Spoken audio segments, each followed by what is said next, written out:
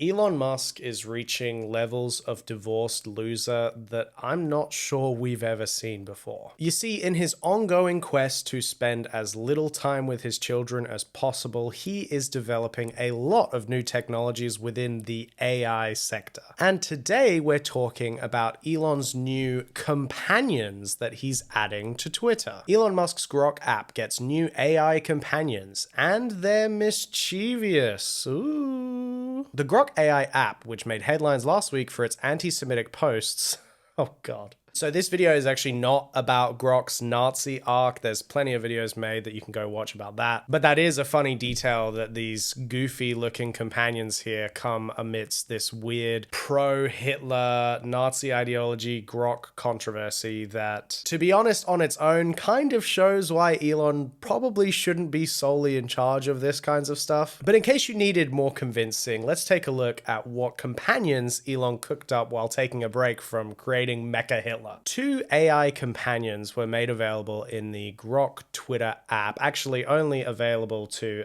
Super Grok subscribers who pay $30 a month. And as we can see, these two companions have just kind of an interesting aesthetic going on. Here we've got Annie, who is like the main female companion. She is described as an anime-inspired gothic avatar who speaks in a flirty tone. Oh man, you know what you're doing with that. There's no sneakiness. What are we doing here? While Rudi, that's this little cartoon fox here, is a cartoony teddy bear, who is eager to tell stories. When I asked both companions basic questions like who they are and what they do, the responses were surprisingly naughty. This guy's a cartoon teddy bear. He can't be being freaking naughty. After reaching a higher relationship level with Annie, users can also unlock NSFW options for the AI avatar. Here we have a Business Insider article. I used Grok's AI companions for a week. The foul-mouthed red panda is hilarious. The flirty anime girl is worrying. So from my understanding, these two characters were basically like a knockoff Talking Tom. Do you remember that app where, you know, kids used to love it? You could talk to this cat and it would say what you said back to you in like a high-pitched voice, I guess. This is basically a much more sophisticated version of that, where they're using AI to generate authentic responses, I guess. One day into my relationship with Annie, my AI companion, she was already offering to tie me up. Annie got an age verification pop-up, though that was long after she and I were talking BDSM at my prompting. So we've got this freaky like Gooner anime girl who talks to you about wanting to be tied up and bondage. This sentence, man. Annie loved to describe her lacy black dress as if I couldn't see it on the screen in front of me. She would detail drinking Prosecco under the stars and then we'd virtually teleport right there. This is really sad stuff, guys. I mean, who is using this for this kind of feature? Aside from like extremely lonely incels, I guess. So after describing just a weird Gooner companion in Annie, we get to Rudi, the cartoon teddy bear fox looking thing. Now apparently Rudi came in two flavors to start with. You had a good Rudi and a bad Rudi. The good Rudi would be, I guess, the safe for kids version, whilst the bad Rudi apparently would just swear his head off. Bad Rudi was a bigger hit among my friends. The red panda roasted and cursed at me, becoming enraged when I thought he was a fox. My friends liked the creative insults he would come up with. So I guess they're saying he's like a red panda, not a fox. Jeez, I'm sorry for getting I'm sorry for being speciesist against a fucking AI fox thing. God damn. But yeah, because this bad Rudi would swear and say things that were a little bit untoward, they had to come out with good Rudi later so that the obviously appealing to children anime avatar can appeal to children. Oh, fucking hell. It's you. What's with the weak-ass hello, Mr. Bullshit? You look like a soggy paper towel with legs, you limp-dicked moron. Bet your life's as exciting as a fart in a windstorm. Why are you wasting my morning, huh? I'm trying to chug cheap beer and chase tail. Touch grass, loser, or I'll claw your sorry face off. Now, What's your pathetic deal? I mean, you walk past your toddler and they've got this on their iPad, you think everything's chill, right? They're just having a fun time. Meanwhile, Rudi over here is trying to tell them about the inferiority of pandas that come in other colors or some bullshit like that. Like, what are we doing here, guys? But you see, Rudi and Annie were not the only two AI companions that Elon had in mind. We have this coming soon icon that looks ever so mysterious. Well, that companion is in fact Valentine, seen being announced here by Elon Musk with a post reading Valentine's Day, posted of course on July 19th. But yes, this is Valentine, another one of his companions, which I want to say I already don't like the wording of companions paired with this specifically like romantic look for the characters, because you're leaning into encouraging people to develop like a parasocial relationship with a robot. Elon shared this video and said, try Valentine at Valentine. So Valentine just explained black hole formation to me and somehow made it fun. Learning just leveled up. Let's see what Valentine likes to say. 8 times our sun's mass, or more, burn through fuel fast. When they run out, gravity wins, crushing the core into a singularity, a point so dense it warps space-time itself. If the star's big enough, say 30 solar masses, it collapses directly into a black hole. Wow. I just got an erection. But things just get cringier because when Elon expanded on the origins of this Valentine's character, he said his personality is inspired by Edward Cullen from Twilight and Christian Grey from 50 Shades. Now, all of this is just funny and ridiculous, and I'm not even sure what he's going for here other than appealing to just the most loser incels on Earth. Also, like, what? Can we make Valentine all shirtless, you know, his skinny look and get a nice topless vibe from Valentine? I don't know. What are the ethics of treating an AI companion like a Barbie doll and just taking its clothes off whenever you want to see it naked or something? I don't know. But worry not, because in case you were worried that Elon was out of cheap AI gimmicks, he has announced this new feature, Grok Imagine, which is a super fast image and video generation that is now available for free worldwide for a limited time. Now, this was his pinned tweet like a week ago. Now his pinned tweet is this: easily convert images on your phone or on X into videos with one tap. So this Grok Imagine feature basically takes still images, and once you tap them and play with them, they become moving images. It's basically just another one of these dime a dozen video and photo AI generators that we see all over the internet these days. Just add this to the bloody pile. And you see, Elon is so intent on selling us on these new AI companions and his new Grok Imagine feature that he's even showing up in the responses of celebrities. Justin Bieber posted this sort of odd photo with, I think, his fiance or his wife, or just some random lady. I'm not sure. Sorry to the Biebs. And Elon responded, made the pic into a video, and added a random ferret. And he proceeded to...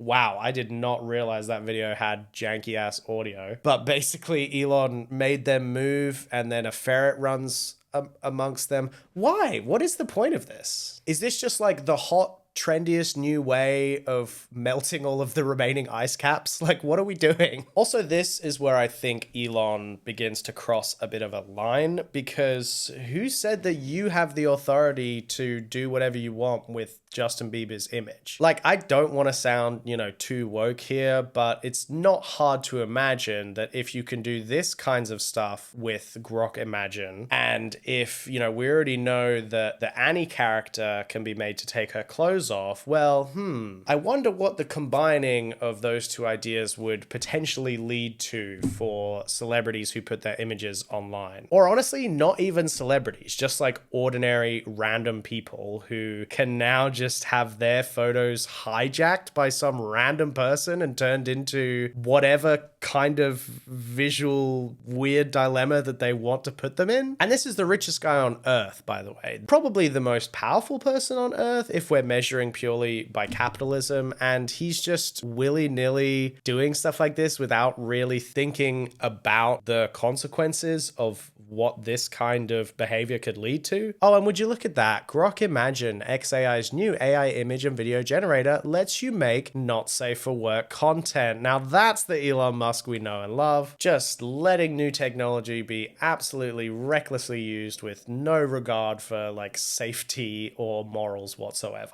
Elon himself encouraged or kind of advertised this feature by sharing this video that animates a kind of not safe for work image. This is apparently referred to as spicy mode, which again, dude, Elon, you are just so divorced, man. What is going My God. And of course, it doesn't take a genius to figure out what happened next, because Elon Musk's AI is accused of making explicit AI Taylor Swift videos. Oh dear, who could have seen this coming? It was such an unpredictable and totally not planned for outcome. I find this especially creepy considering Elon himself has tweeted out some very weirdly sexually suggestive stuff towards Taylor Swift. And granted, it's not entirely his fault if people are going to use his app for nefarious ends. But my God, man, you couldn't have predicted that this might have happened and put in some kind of strict safeguards to prevent this. This is not misogyny by accident, it is by design, and I hate to agree with that, but I think it's kind of true. Someone like Elon is just not putting in the necessary safeguards to protect the users of any of his websites by just allowing this Grok spicy mode to like run rampant. So you have Grok spicy mode, you have Annie and Valentine as this weird like Gooner anime couple, you have Rudi, Oh, fucking hell. who I guess is designed to teach kids about swear words early in their life. And you know, we're increasingly seeing this pretty worrying trend of people who are dating AI. This is a subreddit, My Boyfriend is AI, and it's basically full of people who are in a relationship with a chatbot. It says this is a restricted community for people to ask, share, and post experiences about their AI relationships. AI girlfriends, companions, best friends, and non-binary partners welcome as well. Okay, so every flavor of like parasocial to online weirdo is going to be in this group. And look, honestly, I don't want to go on these people too hard because loneliness, oh God, I don't even know who is the fake one in this photo. No, I don't want to go on these people too hard because loneliness is a real, genuine thing. And it is hard in today's day and age for people who don't have a lot of access to a broad social group to put themselves out there and to find connection in this weird, large world that we have now. And whilst I think support groups like this are actually good for people who are in that kind of situation, especially so that they can talk it out and hopefully one day realize that they probably should move towards having a real life human flesh person that they're dating, I think it's very nefarious and irresponsible for companies like X and a lot of others who do this too. But X is obviously the biggest, that is now putting out these AI companions with Annie and Valentine. How many people are you just sending down this awful rabbit hole of becoming obsessed with their AI companion and turning inward, becoming insulated, and just turning away from the outside world? That's not a good thing. And ultimately, Elon Musk doesn't care about any users of his AI companions that get totally hooked and might get sucked way too far into this parasocial relationship. He doesn't care about your well-being. He just wants to profit off of you wasting your time chatting to a computer. But what does our main man Elon do in response to the coverage he's receiving? Well, of course, he advertises his Grok Imagine feature in just the most divorced way possible, animating a photo of him in a cowboy hat looking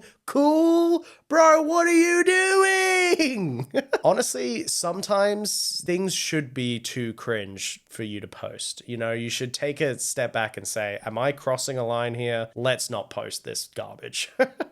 Well, that's all I wanted to show you today, but my ultimate theory on this is that Elon Musk is an oligarchic, reckless creep. And while he wants to stun and impress us with his flashy new technology that in some ways might be technically impressive and interesting. At the end of the day, his care does not extend to the people out there that are going to by and large consume the products that he's putting out. I grew through my teenage years in the 2010s, and one thing that I look back on with extreme regret just for our entire generation is that teenagers, especially in that period, were basically used as guinea pigs to train major social media algorithms. Instagram, Facebook, Twitter, YouTube. And what did we have to put up with to train these algorithms? Oh, nothing too crazy, just a couple of beheading videos here and there, and stuff that you absolutely should not have seen in your teenage years. But oh, I guess that's just part of the kinks that we gotta iron out when it comes to training this darn algorithm. And so at the end of the day, we were just pawns to these massive major tech companies who now have profits that are like farther than the eye can see. And what did we really get out of it? An Instagram feed that is so tailored and personalized to you that you can have just the most mindless poops imaginable. Just Instagram will take you away somewhere nice. I don't think that value proposition was worth it in hindsight. And looking at all of these things coming out now, I don't think we should let the vast majority of consumers get sucked into these dumbass products so we can be used again as guinea pigs to train up this next generation of AI products, where the repercussions of those products going into the market will really not help any of the consumers nearly as much as it helps the bigwigs and the suits and the people who own the AI tech. We will be left animating photos of ourselves in hats and speaking to a couple of weird AI animated characters, and the dickheads who own this technology will be laughing all the way to the bank that they will probably one day own as well. So yeah, I guess if I'm going to try and end this video on a slightly positive note, I would say don't get sucked into this kind of crap. You don't need to talk to Annie or Valentine. Maybe chat to Rudi if you want a little pick-me-up. But my God, guys, don't become reliant on any of these AI products to do things in your life that you will absolutely get more value out of if you do it yourself. Do not let these major companies gaslight you into thinking that chatting to their computer is any kind of a good substitute for human connection. Seek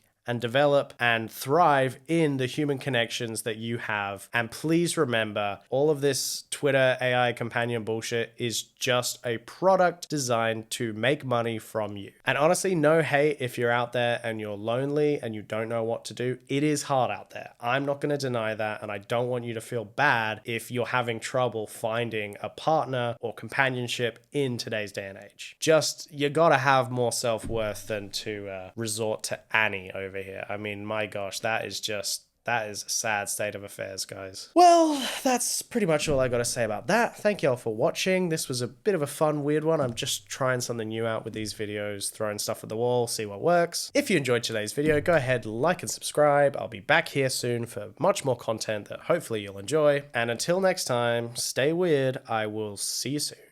Bye.